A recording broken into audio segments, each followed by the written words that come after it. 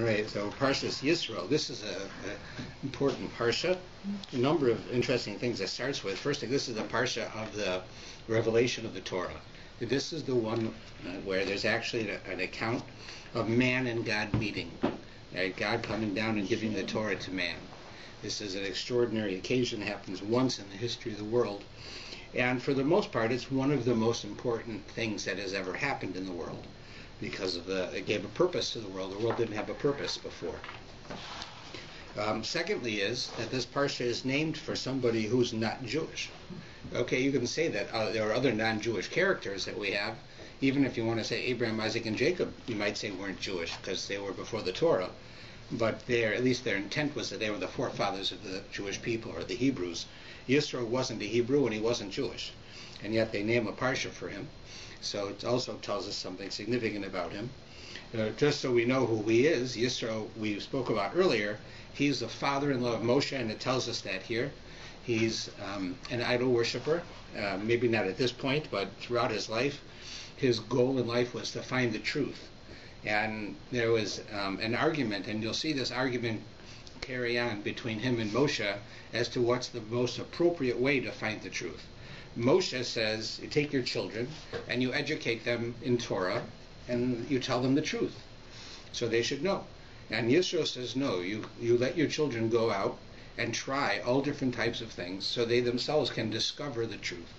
Because if you discover the truth, then you understand it much better because you've went and you've analyzed everything else and you see that it's actually the truth. If I tell you the truth, that is not necessarily are you going to be able to fully defend yourself because you don't know what else there is in the world. You're just accepting it on faith.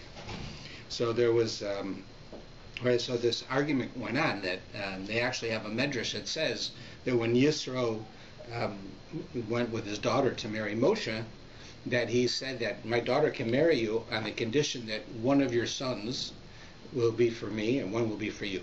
One of them will worship idols and one will worship God. And everyone said, how could Moshe agree to that? I mean, he is the greatest man. He was the guy, the lawgiver. He was the greatest leader of the world history. And so it says that the medrash really means is that Yisro said, I want to try. You go and you educate one son that he should follow the Torah and that's all he should know. And we'll educate the other son to go through a process of elimination and then trying and checking out and studying every religion of the world until he comes to the truth of Judaism. And we'll see which one of us is right. And that's the argument that they had. So here we have this Yisro, and it begins by saying, Vayishma Yisro Kohen Midian. So Yisro heard. Who was Yisro? He was the priest of Midian, because he was a priest of idol worship, who came to Torah. Chosein Moshe, he was the father-in-law of Moshe. And what it says, Vayishma, he heard. What did he hear? Eskal Asher Asa Elohim LeMoshe Yisrael. Everything that God did for Moshe and the Jewish people, his people, Otzi Hashem es Yisrael min Mitzrayim, when God took them out of Egypt. So that's what he heard. So Rashi and everybody else is bothered by this idea of what meaning he heard. He heard. What, and it says here he heard everything that God did, but what specifically did he hear? So Rashi says, Ma shmu shma v'ba. What did he hear that caused him to listen and to come? So right away Rashi changes the question because he's not so concerned as to what Yisro heard. He's interested about the fact that something that Yisro heard was important enough that it inspired him to do something, to come. In other words, if Yisro heard something about the Jewish people that was so amazing, he had to come himself and experience this. This is what I told you of his way of trying to discover truth. He wanted to come because he heard. So what did he hear then? Right? So Rashi says, Ma shmu shma baba. What did he hear? He heard and he came. What was it? Kriyas Yamsuf. We heard about the splitting of the Red Sea. Milchamas Amalek, and the war with Amalek. Those are the two things he heard. Right? So most people understand that to say that the Yisro came because he heard about the amazing miracle of the splitting of the Red Sea, which was an extraordinary public miracle. And he heard about the war with Amalek, where Amalek, the most powerful military nation at that time, went to war with the Jews who had just came out of slavery, and the Jews won without losing anyone. And that was considered to be an enormous miracle. That was God's doing. Right? So these two miracles would be sufficient. Yeah? Did the sun stop? That's by the story in Joshua. That's later. Okay. Not here. Wrong. So here we find that that you have the war of these two things. Right? So most people understand it, that they were big enough miracles that Yitro was inspired that he came. So one thing we have to understand from this is that what made Yitro different than other people, Rashi says it right away. Ma shmua, what did he hear? Shema v'ba. He heard and he came. That's what made him different than other people. Other people hear things, oh, there's so much trouble in that part of the world. What are we going to do? Right? He said, there's so much trouble in that part of the world, we're going to do something. And he went. Right? In this case, he said, this is amazing. God split the Red Sea for the Jewish people. I'm going. I'm going to be a part of this. It's not enough just to hear about it. Right? And most people, right, they open their newspaper and they're having breakfast and they read about some enormously significant thing, terrible thing perhaps, and then they just turn the page and drink more coffee. Right? That's what happens to them in the modern world. Yisro said that's not how you're going to be. If you are inspired by something, you got to do it. You have to do it right away. You can't wait. The story is told about a fellow. One time they say with the Chafetz Chaim, that the Chafetz Chaim had a yeshiva. And one day his assistant comes in and says, we just got an envelope in the mail with 500 rubles in it. And it has a return address, but it's so odd. It's like, it would be like getting an envelope in the mail today with like $1,000, no name on it, no check, no certified mail. Like, you know, they have the same problems with the mail that we have.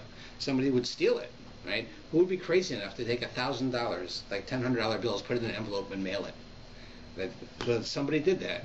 So he asked the Chafetz Chaim, what should we do? Maybe there's something weird about this, like, you know, we get money like that.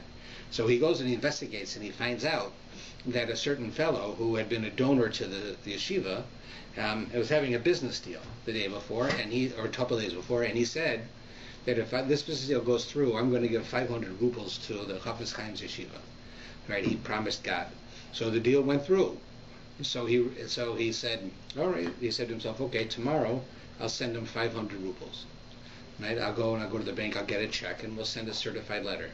So then he goes and he says to himself, you know what? The yeshiva doesn't know about the 500 rubles. I'll send him 50. What do I need to send him 500 for? So he realized that he would start to compromise to the point where he ended up sending him 5 rubles. So he said, I'm not doing that. And he took the 500 rubles and he put it in an envelope and mailed it then, before he could talk himself out of it. The idea being is that he was inspired. This amazing thing happened. He was able to accomplish this business deal. Clearly, he felt that a part of that business deal's success was that he was doing a mitzvah. He could rationalize it all he wants afterwards, right? But he didn't want to. He wanted to do the right thing when he was inspired. So he mailed it right then, even though it was not the smartest way of doing it.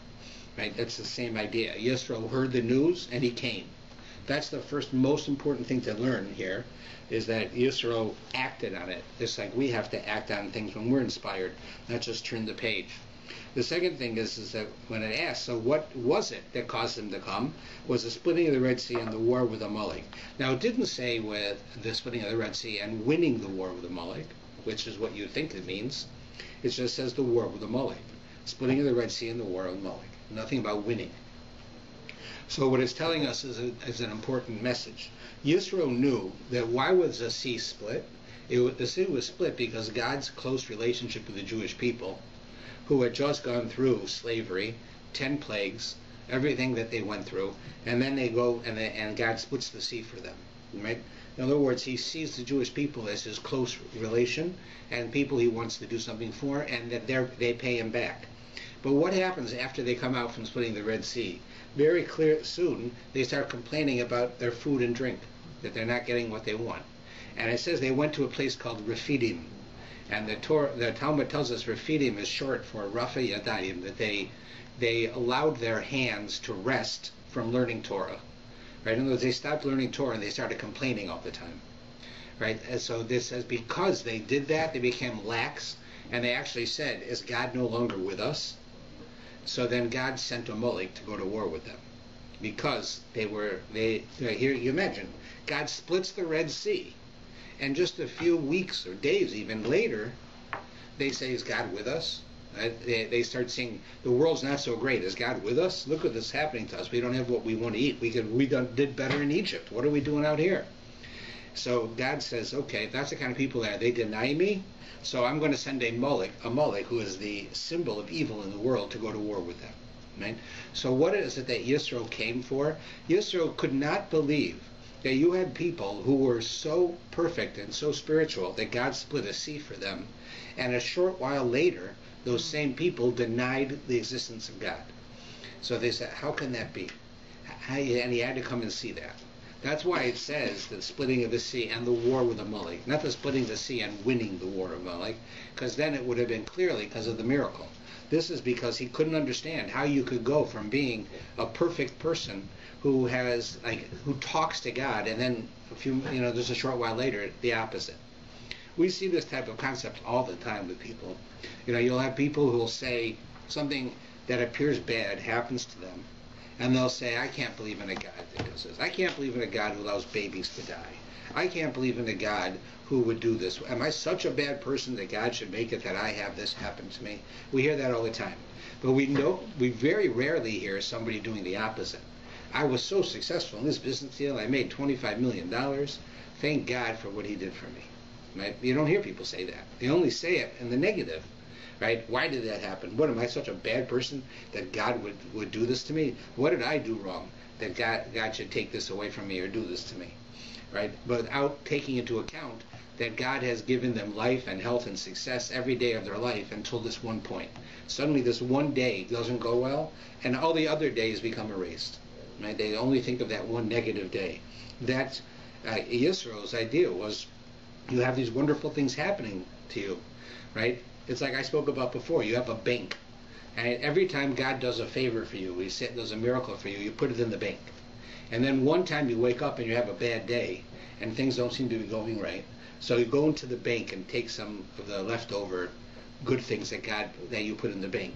In other words, if God did 1,000 good things for you, and one day something appears to be bad, how could you actually say there's no God? You have 999 other occurrences that were excellent, and this one wasn't. That's 0.1%. It doesn't make sense, but that's how we are. And Yitro said, I can't believe that people are like this, so he wanted to see it for himself. So then it goes on, Vayikach Yitro chosen Moshe et Sipora. So now this Yitro went, who was the father-in-law of Moshe, he took Tzipporah, Ashes Moshe, his daughter, who was the wife of Moshe, Achar Shelocheha, after she was sent away. Because Moses sent his wife away because he didn't want her there during the time of war and problems, because he was busy taking care of the Jewish people. He'd have a hard time taking care of his own family as well. So he sent his family away. The Shnei Banana and her 2 children, Asher Shema Echad Gershom, Moshe and his wife had 2 children, who were sent with the father-in-law. One was Gershom. Why is he called Gershom? Ki Omar, because Moshe says, Ger ha'isi be'eretz nachriya, I was a stranger in a strange land. Therefore he's called stranger there. Gershom is stranger there. Moshe's remembering it. V'shema echad, and the name of the other one, Eliezer. Why? Ki alokei avi v'ezri v'asileni mechera Pharaoh. Because God, my father, saved me and helped me away from the sword of Pharaoh, right? And therefore Eliezer comes from Ezri, Avi Ezri. My father helped me, right? So Eliezer is my God helped me. So that's why he's called that. Now you'll notice here that it says the name of one is Gershon and the name of one is Eliezer. When the normal way of writing would be the name of one is Gershom and the name of the second or the other is Eliezer. Right? It doesn't say that. It says the name of one is Gershom and the way of one is Eliezer. And that's coming to tell you that when you are speaking of people, especially children, they are not one and the other. Each one of them is unique and individual and different. Eliezer and Gershom were as different as 2 people from different families, just like every other family has. You have a bunch of kids in your family. Look at the differences in those kids, how they act, who they are, what they do. They're all different. So the Torah is telling us, don't think that just because you've got 6 kids or 4 kids or 2 kids that they're the same. right? Just because they come from the same parents and have the same environment, they're not. One of them is Gershon, one of them is Eliezer. Not one is Gershon and the other is Eliezer, meaning they're similar. They're not. They're very different, the two of them. So then it says that Moshe and the children and his wife, that Yitro, the children and Moshe's wife, went to the mountain of God. All the Jewish people now are coming to the mountain of God. So this is Mount Sinai. Specifically, Mount Sinai was where the Torah was given, and it's because Mount Sinai was the lowest of all mountains in this area. People would think if you're going to have a mountain that God will come down upon and man will go up on, and they'll meet, and God will give them the Torah, that you'd want to pick the highest mountain. Majestic, beautiful, high mountain. Right? But they don't. God picks the lowest mountain. Not only that, you'd think he'd pick a place that was very accessible, like in the middle of a city, right, to give the Torah. But he doesn't. He does it in the middle of the desert, where nobody is. Like what's going on? So the point is that God picked the lowest mountain because of humility, to teach you, just like the mountain was the lowest mountain, it was the most humble of mountains, and that mountain I picked to give the Torah, so too you have to be humble in order for you to receive the Torah. That's what God's telling us. You can't be arrogant. You have to be humble. The second one was, so that's why it was the lowest mountain. And why was it in the desert instead of in a populated area?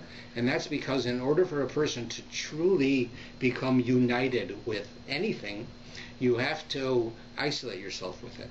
And in order to become really united with the way of Torah, you have to isolate yourself with Torah. That is, you have to live your life for Torah. So you say, if you live in a desert, there's nothing there to bother you. Right? It's not that we should do this. It means God's sending a message that to accept Torah, you don't have to be rich. You don't have to live in a big house. You can live in the middle of nowhere. In fact, it might even be preferable that you live in the middle of nowhere and nothing distracts you from your Torah learning. So that's why it says it that way. So now it says that they come and they meet and so forth. I'll have to just go on a bit. Then we have a story here. I'll go through it quickly. Is that it says that every day that Moshe would sit from morning till night, and people who had questions of Torah or disputes, right, and they needed a judge, they'd stand in line until it was their turn, and it didn't matter if it was a question about what blessing do you say on bubblegum versus, this guy owes me $25 million, and he says he doesn't. It made no difference what the question was. Moshe answered everybody's questions from morning to night. His father-in-law Yitro sees this, and he says, this is not good. You can't be doing this. Like, people are waiting all day for an answer, and you're just sitting here all day. It's all you're doing. You can't do this. So he tells them to organize a court system, a judicial system. He goes and he gets the elders, and they're like the Supreme Court. And under them were another group of scholars, and they were sort of like the provincial court, like the next level down. And then you had the what you call maybe like night court, like the guys who do traffic tickets, right? That's the lowest level. So he said to Moshe, go get the highest level people and have them, and what you do is you start with the lowest. A guy comes with a question, he goes to the lowest. And if the guy can't answer the question, then he gets bumped up to the next. And if that can't answer it, he gets bumped up to the next. And if no one can answer it, they come to see you. But this way you don't have to handle all the simple questions. And Moshe does it, and it became the system for how the judicial system works for Jews. And it was based on what Yisro told them, which is why one of the reasons why the PARSHA is named for Yisro, because of the great contribution that we got to creating the system. Otherwise, Moshe would have spent all of his life just sitting on the ground answering questions all day. So now, when we get to 400 and 401, the Jewish people arrive at Mount Sinai. Right? It says they went out and they went from Rephidim, where they had this war with Amalek, and they get to the wilderness of Sinai, and there they camped by the mountain. And Moshe goes up to God, and Hashem calls to him from the mountain, and he says, so you shall say to the house of Jacob and relate to the children of Israel. So he now tells them that you should speak to the men and the women. The house of Jacob is Beis Yaakov, that means the women. And the men is Bnei Israel, the sons of Jacob, the sons of Israel. The wording is also different. In the Hebrew, when he says to speak to the women, he says tomar. When he says speak to the men, he says tagid. They both mean to speak. But in the case of tomar, it means to speak in a natural voice, like normal. When you're speaking to a woman, you don't speak roughly. You speak in a nice, calm voice, and it's easier for them to hear what you're saying. When you're speaking to a man who are more stubborn, you have to tell them what to do. This is tagid, it's command. Tell them what to do. The women you can talk to on a dialogue, men you have to tell them what to do. That's why he says it that way. Then it tells us here, right, that God tells us He took us out of Egypt on the wings of eagles, so to speak. So you should hear my words and follow my laws, right? And the Jewish people are prepared to get it. And then finally, at the bottom of this page, it says that Moshe is told by God that he should sanctify the Jewish people, that they have a certain number of days they can't have relations, they have to bathe, they have to put on special clothes, and they have to stand around the mountain as the Torah is about to be given. Right, and then God says as He'll come down, right, from the moment I come down, nobody should touch the mountain, no one should go too close to the mountain, not a human or an animal, they'll die if they do. And so they do their 3 days. And then it says on 405, starting in the middle of the page, on the third day when it was morning, there was thunder and lightning and a heavy cloud on the mountain. And the sound of the shofar was very powerful. And the entire people that was in the camp shuddered. Moshe brought the people forth from the camp towards God, and they stood at the bottom of the mountain. All of Mount Sinai was smoking because Hashem had descended upon it in the fire. Its smoke ascended in the smoke of the furnace. And the entire mountain shuddered exceedingly. The sound of the shofar grew continually stronger. Moshe would speak, and God would respond to him with a voice. So this is what the Jewish people were experiencing. They stood around the mountain. First thing, they're talking about 3 million people standing around a mountain, and they're all watching this. They're actually hearing Moshe speak, which in of itself is miraculous, that 3 million people should hear him speak, and hear God answering him. Okay, so they actually hear this conversation going on. Just hearing it alone is beyond the normal. It also tells us that even though it doesn't say it when we read it in the English, it says that they experienced an out of body experience in that they were able to see sounds and hear lights, which is the reverse of how we usually do things, because it was a miraculous time and God caused that the physical world should be in upheaval at that spot, so that people should know something extraordinary is happening here. So then it says Moshe goes up on the mountain, right? And Hashem says to Moshe, right, go down and tell the people, right, that they shouldn't break through to see me, right? They shouldn't run up on the mountain. So Moshe says the people should not go up the mountain, for you warned us. Hashem says to him, now you go down, and then you're going to come back up, and you'll bring Aaron with your brother with you, and the Kohanim, and they should not try to go past you. In other words, what happens? You had the people at the bottom of the mountain, then you had Moshe, Aaron, and the elders going up the mountain. They stopped at a certain spot. Then it was Aaron and Moshe went further, and then Moshe went to the top alone. That's how it was done. Then, if you look at the bottom of 407, we begin what's called the 10 Commandments. The 10 Commandments is not the correct name for this. The 10 Commandments leads us to believe that there's 10 Commandments. There's not. There's 613 Commandments. It also leads us to believe that these 10 are somehow more important than the rest. How often have we heard someone say, look, I don't have to do all this religious stuff. I keep the 10 Commandments. Besides the fact that it's not possible to keep the 10 Commandments without keeping all this religious stuff, like one of them being the Sabbath, that person is saying that the 10 Commandments are more important than the rest, and they're not. The real translation for these 10 Commandments are really the 10 statements. It's Aseres HaDibros. Dibros means statements, not commandments. So the 10 statements that God made that include within them mitzvahs. Right? They are mitzvahs. They are things that we have to do, but they are statements. And he begins, I am Hashem your God who has taken you out of the land of Egypt from the house of slavery. That's mitzvah 1. Right? It's to believe that. You shall not recognize the gods of others in my presence. That's 2. You shall not make yourself a carved image. Right? This is all idol worship. And he goes on about this idol worship. That God is saying, look, there's one power in this world, that's me. I'm the only one. There is no other power in this world but me. Do not attribute power to anything but me. Even human beings don't have power without me. And therefore, you think you can worship an idol? That you can go and take a piece of wood, make it look like a person, and say that idol took you out of Egypt? That idol created you? Of course not. So I'm jealous of any idol that you do. Right? You can't do that. So that's what it says here. That the Talmud tells us that the first two statements in the Ten Commandments, God said loud enough for every single Jew to hear it who's around the mountain. And then it says that the spiritual effect of them hearing the voice of God was so strong that they all died. All 3 million died because their soul just left their body because of the enormous spiritual experience of having God speak to you. It says then God brought them back to life, right? But stopped talking directly to them. And they themselves say, we don't want to hear this anymore. Right? It's too hard. Right? Don't, let Moshe talk to God, and Moshe can tell us. Because listening to God ourselves, right, he killed us. Right? It's too spiritual an experience for us. We can't handle it. So that then the rest of the Ten Commandments are said by God to Moshe, and then he brings them down. Right? And this goes on, right, for a few pages, the Ten Commandments. You know what? When you die, some people, not a lot of people, I don't know, I'm not sure, you can become alive, my father did, and then you can die again.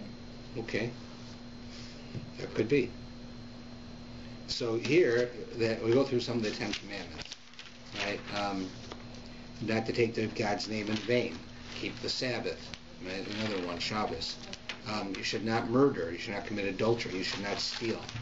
You should not bear false witness. Now, some of these seem to be out of place, like you shall not covet your fellow's wife. Right? Don't be jealous of somebody else's wife.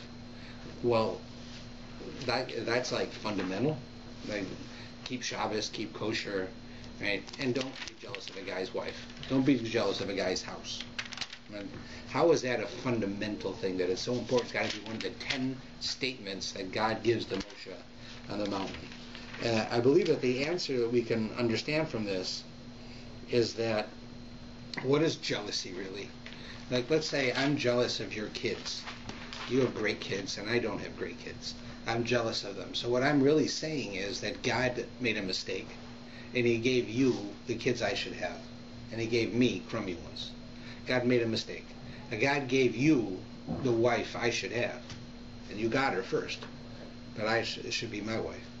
Right? That's what being jealous is. And as you shouldn't have it, I should have it.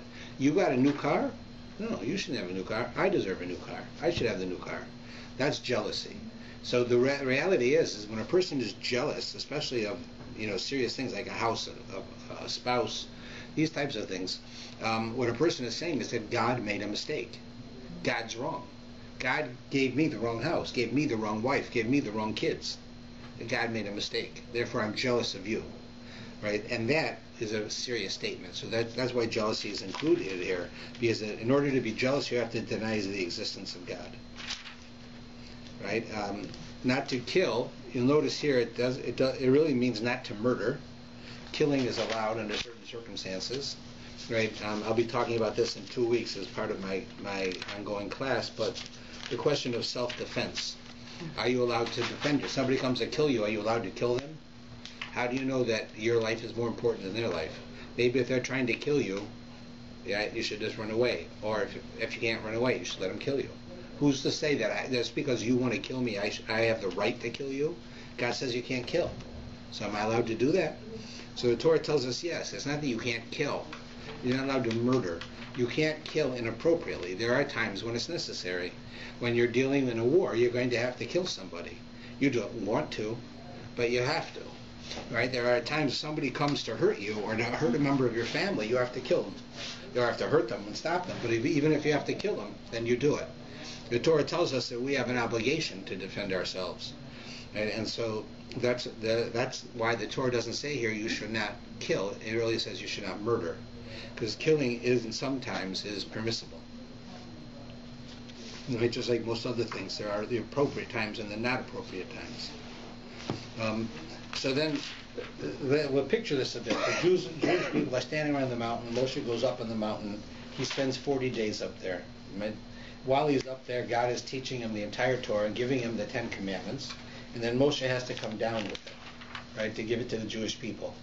Right? We'll learn next week what actually happens, right, because it doesn't work as simply as we would like. But this experience is the experience for the history of the world. Like when somebody says, and I know I've used the example before, but somebody says, I'm having trouble believing God. So I'm going to just say one thing. I want to believe in God. So God, all I'm asking you is do this. I want you to turn the pages on this book to page 500. If you do that, then I'll believe that you exist. Right? And the answer is that he won't do it. And the reason he won't do it is he's already done it. And that's what this story is. Mount Sinai, getting the Torah from God, God appeared basically to human beings. He came there. He put on these miracles. He gave us the Torah. Right? He had the experience with us where we know he exists. For us to say, God, I don't know that you exist. Maybe you do, maybe you don't. I want to believe in you. Just turn the pages of this book. He already did that. We have to now believe that he actually did it. That's what the Torah is telling us here. That this occasion is for that reason. The whole story, as we read through the story, is we get the feeling that this is exactly what happened. That God went and he gave the Jewish people the Torah as we see it today, and he took us under his wing, and he's guiding us through life. And that's why we see it in the way that we do. Right, so let's take a look at a few other things. So it also says, right, that when they were there, let's check, make sure you won't go too late. Okay. It says that when we were there, so then you had numerous miracles happening at the same time. As I said, they started out, they died, and God brought them back. Then they hear the rest of the Ten Commandments, they see sounds, they hear lights, they have this enormous experience, right? With just alone, if you could imagine 3 million people standing around a mountain and all of them hearing what's going on is an extraordinary thing.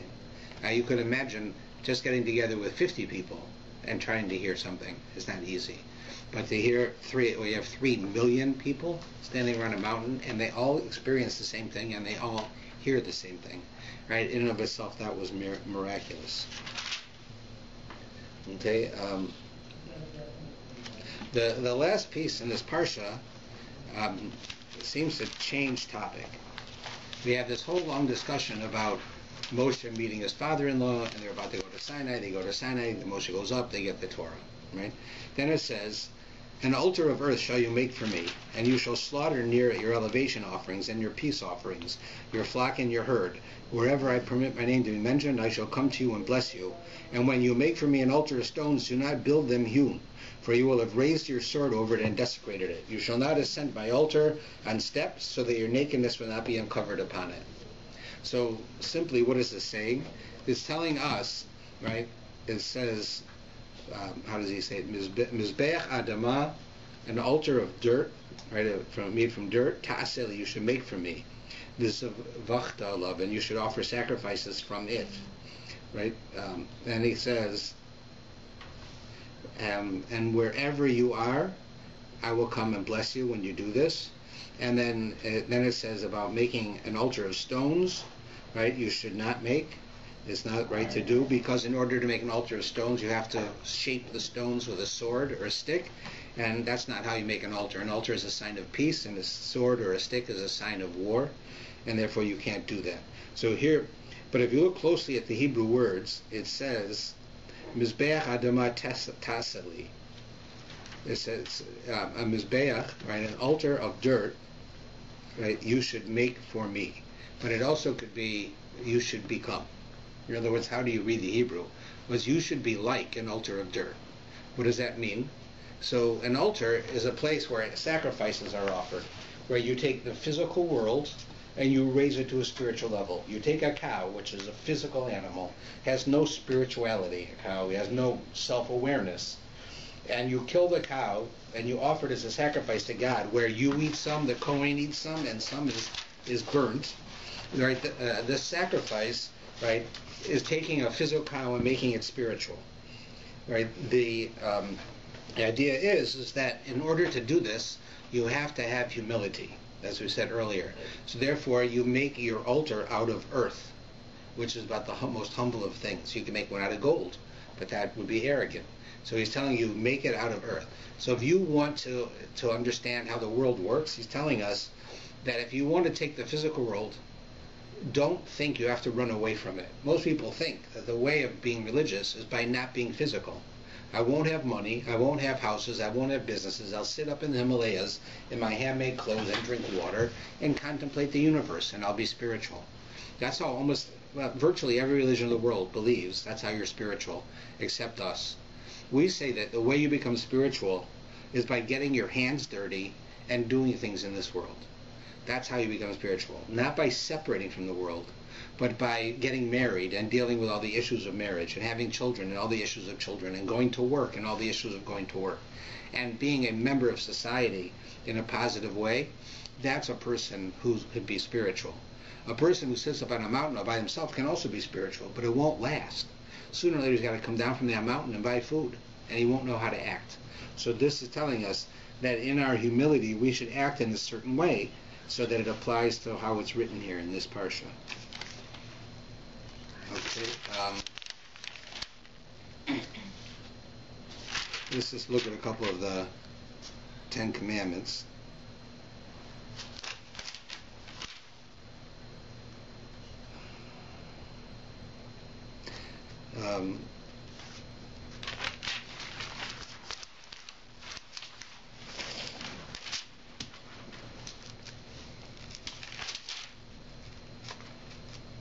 Alright, so here, if you notice, it talks about honoring your parents. It says, Kaved es avicha vesimecha. You should honor your father and your mother. Why? L'man yeruchun yemecha al adama, in order to increase your days on the land, asher Hashem elokecha nosen lech, that God gave to you. In other words, what is the reward for honoring your parents? Is that you have a long life. That's the reward. God will increase your life more longer than it would have been if you honor your parents. Now here it says, honor your father and your mother. In another place it tells us, right, when in book of Devarim, it repeats the Ten Commandments, but it's not literally the same. And there it says you should fear your mother and your father. Here it's you should honor your father and your mother. So it changes what you're supposed to do, and it changes the order. In this order, honor your father and your mother, right, versus the other one, which is, right, you should like guard your mother and your father. Be afraid of your mother and your father. Then do whatever they want you to do. The reason it says honor it and then your father is first, because your natural inclination is to be afraid of your father and not of your mother. That's a natural inclination. Therefore, it's telling you here, honor your father and your mother, saying father first. But in the other case where it talks about, right, fear your father and your mother, there it says fear your mother and father, because it's not normal to be afraid of your mother. So it's telling you, it's if something is normal, you don't need a mitzvah. I don't need to give you a mitzvah that you should breathe. You're going to breathe with or without a mitzvah. I shouldn't give you a mitzvah that you have to eat. You're going to eat with or without it, because you have to, right? So it's the same idea here.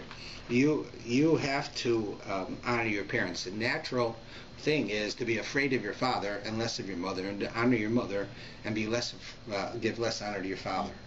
And here the Torah switches it in order to tell you that when it comes to a mitzvah, it goes against the norm so that you should do it, right? And then you can understand the lesson. If you don't, right, then we miss out on this entire idea of honoring and fearing.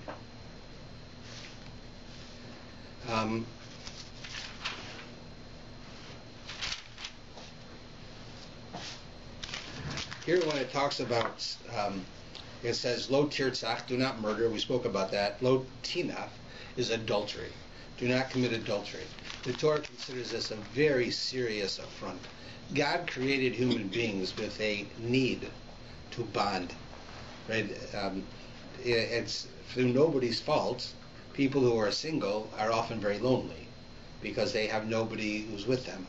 People will often marry somebody later in life that they never would have imagined marrying when they were younger because they want companionship. Even companionship at one point in our life becomes sufficient for marriage because nobody wants to be lonely. We all want to be together. The idea of a relationship between a man and a woman is a representation of the relationship between God and the Jewish people. it's very similar. The man and a woman, they have this intimate relationship. They go back and become again similar to how God, when God created the world, the idea was that the human being should be a male-female. It was God originally, if you look in the book of Bereshit, it appears that God originally wanted to create a human, which was both man and woman, and that he didn't need a partner. And then he saw that it wasn't working, so he split the man and woman and made them separate. So the Torah tells us that originally God's thought was to put them together.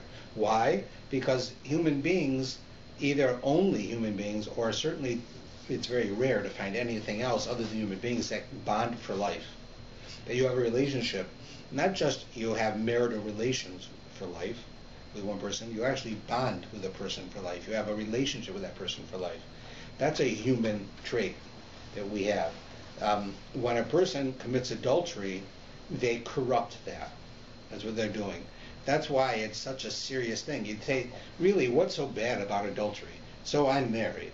All I'm doing is having relations with someone. I'm not hurting them. I'm not doing anything bad to them. They're enjoying it and I'm enjoying it. Why is this so bad? And it's so bad because God created us to have a partner, and that partner shares our life in every way. If we start going from partner to partner, then we become no different than the animals who have no desire to have a relationship with their partner. They just want to have children with their partner, but there's no relationship. We do have that relationship, and the relationship that we have between a spouse and the two spouses with each other is symbolic of the relationship of God with the Jewish people. So just like it's very similar, we have to act in the same way. By our committing adultery, we betray that. Like, you ever wonder, like, if you think about it, the idea that a person gets upset if their spouse has relations with someone else and they commit adultery is almost illogical, right? From an abstract point of view, that it would really, that somebody, a man has relations with another woman and he tells his wife it didn't mean anything. It was just relations. That's it. I was away on vacation. I was away at business, and this happened.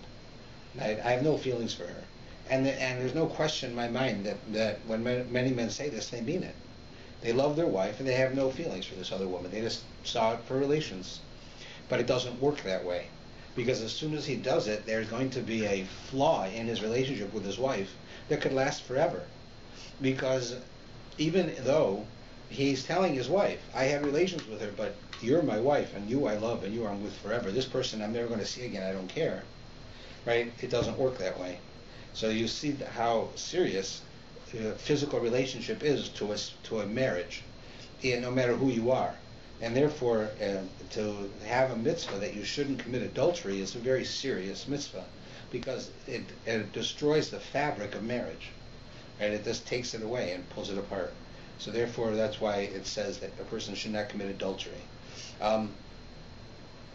Not to steal, here, lo tignov, actually means not to kidnap. It doesn't literally mean steal. We know you can't steal. Right? There are places that talks about that. But here it's talking about kidnapping, stealing a person for ransom.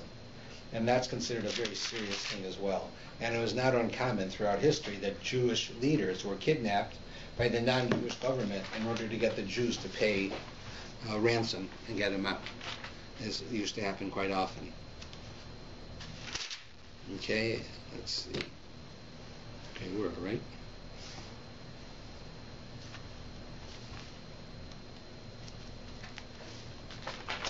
So then God says to him, you've seen I've come down from heaven to you. Don't make any idols. And then he tells him to make this altar of earth that we spoke about. So the idea of making idols is to God like a man having an affair with another woman. It's that kind of idea. That God sees that he created us, he's taken care of us, he has a special relationship with us, he's done everything he's promised us, he's gone out of his way for us, and then suddenly we go and do something that goes against the fabric of what Judaism stands for. Right? That action is a very difficult one. And therefore we see that how God reacts to it, that it's like adultery. So to him, for us to worship an idol is we're saying this stone has power. Even if it's not the stone, it could be not literally the stone. It could be that anything that has power. Right? Anything has power. In this, so we say, God will tell us that no, the only power in the world is God. So if we think that I can go to black magic or this type of power, that type of power, the only power in the world comes from God. Everything comes from God. That's the idea of a unity, that everything is one. So here it's saying that idea is very, very important to us. To not live our lives in such a way, right, is an extremely difficult thing. He also, he includes Shabbos here, because Shabbos is certainly one of the mitzvahs. It's a significant one, but one of the important things about Shabbos is that it's called an os. An os means a sign, a symbol, a flag. It's a symbol of being Jewish. That's why you'll hear expressions, is that person a Shomer Shabbos? Right? Does that person keep Shabbos? And the reason is that if a person keeps Shabbos, they can be trusted in Jewish law. If they don't keep Shabbos, then there's less of an ability to trust a person in Jewish law. I'm not talking about on a personal level. I might trust you, but on a Torah level, the person has to do that, has to have that certain amount of ability to act like that. Okay. Now the last line, it says that, right? It says that, right? You make this altar, right? Don't make the altar of stones. And then it says, when you are going to go up my altar, you should do it on steps, so that your nakedness will not be uncovered. So what is that talking about? That's talking of the Kohen who wore a tunic. And of course, if you go up steps, you take small steps, right? And you don't expose yourself. If you're going to go one step from the ground to the altar, right, and it's 1.5 feet high, you're going to have to reach way up, and it exposes us. Right now, what's so bad about being exposed? You think God's never seen a human being without clothes on? God created us. The idea is that this is for us. We have to understand the concept of modesty. There are different levels of modesty. There's everyday normal modesty, which is an attempt on the part of the Jewish people to not treat each other like sex objects. That's everyday modesty. Then you have modesty in holy areas, where it's a holy place. So in a holy place, there's a higher level of modesty. So if you're inside the temple and you're acting as a Kohen, you would have to go out of your way to act with a certain amount of deference to this holiness. Part of it is to not allow your nakedness to be exposed, so to speak. Right, so that's really the basis of the idea of why it says that. So here it says that you should put steps to go up the altar, so you shouldn't reveal your nakedness when you go up there. Speaking to the Kohen, because the Kohen is the one who goes up these steps. But it shows you how serious and important the idea of modesty is and how we dress, because we're emulating God. Right? When we were created in the image of God, right, in a physical sense, we can understand that when we dress, and we dress in a respectable manner, we are emulating God. Right? And we dress like shlumps, then it's a different story.